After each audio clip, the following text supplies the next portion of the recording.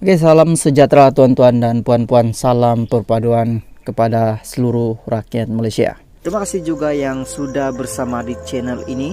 Dan bagi mereka yang belum subscribe channel ini, sila subscribe dan like dan komen, share supaya Anda tidak akan ketinggalan info-info menarik yang ada di channel ini. Oke, berita hari ini saya mau kongsikannya kepada Anda daripada Sinar Harian. Berita ini juga sangat mengejutkan dan membuat seluruh rakyat Malaysia marah perbuatan seorang individu daripada Denmark ini.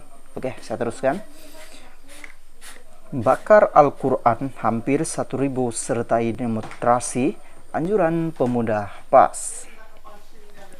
Kuala Lumpur dikemas kini dianggarkan hampir 1.000 individu berhimpun di hadapan kedaulatan Sweden sebagai demonstrasi mengutuk tindakan ahli politik sayap kanan dari Denmark, Rasmus Paludan, membakar naskah Al-Quran.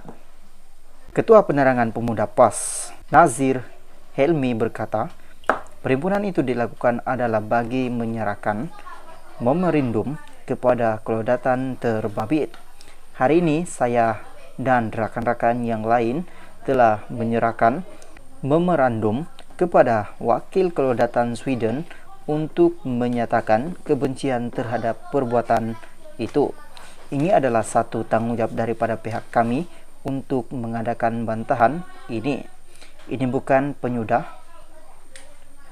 Kita akan terus memantau, katanya kepada pemberita di sini pada Jumaat.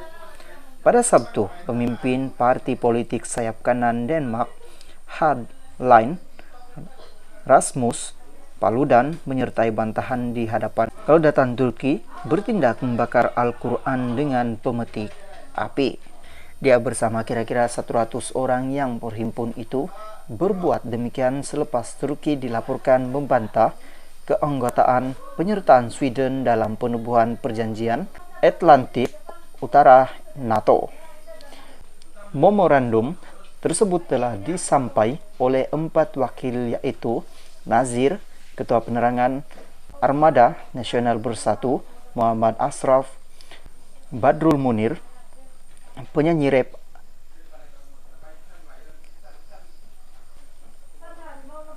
Aris Ramil atau lebih dikenali sebagai Kepris, dan Wakil Gabungan Mahasiswa Islam se-Malaysia Gamis. Tambah Nazir, sekiranya demonstrasi tidak dilakukan, ia akan menyebabkan Al-Quran tidak lagi dipandang tinggi oleh orang luar.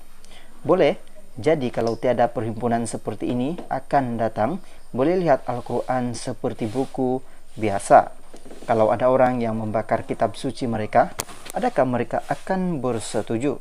Mengapa mereka lakukan provokasi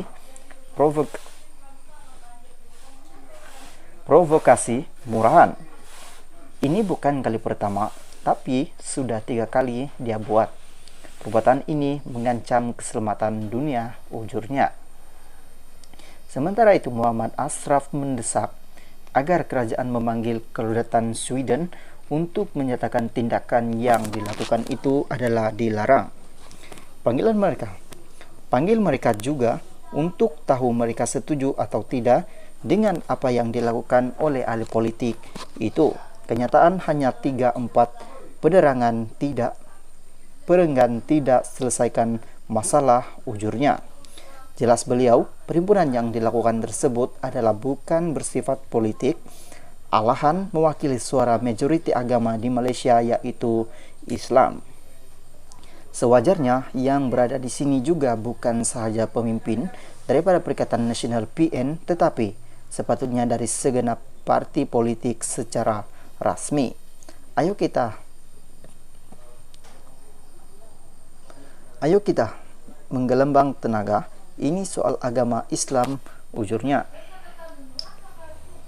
Oke, salam sejahtera tuan-tuan dan puan-puan. Salam perpaduan kepada seluruh rakyat Malaysia. Terima kasih juga yang sudah bersama di channel ini. Dan bagi mereka yang belum subscribe channel ini, sila subscribe dan like dan komen share supaya Anda tidak akan ketinggalan info-info menarik yang ada di channel ini. Oke, berita hari ini saya kongsikan kepada Anda daripada berita harian.